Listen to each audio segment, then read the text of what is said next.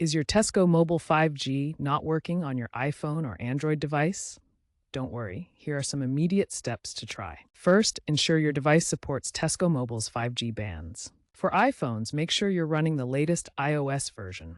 iOS 18.1 or newer is recommended to resolve known 5G connectivity bugs. Try resetting your network settings by going to Settings, General, Transfer or Reset iPhone, Reset Network Settings. On Android, toggle airplane mode on and off. Also, check for carrier updates in Settings, Network and Internet, SIMs, or manually select 5G in Advanced Network Settings. A simple device restart can often resolve temporary glitches.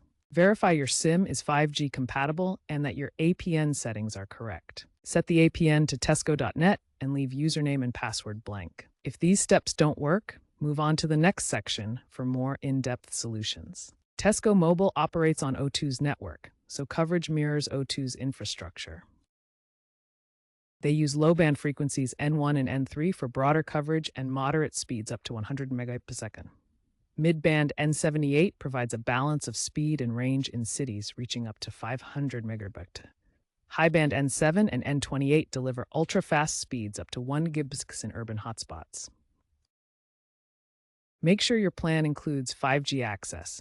It's standard on plans with 5 gig of data or more. Plans below 5 gigabytes default to 4G. Check Tesco's coverage map to confirm 5G availability in your area.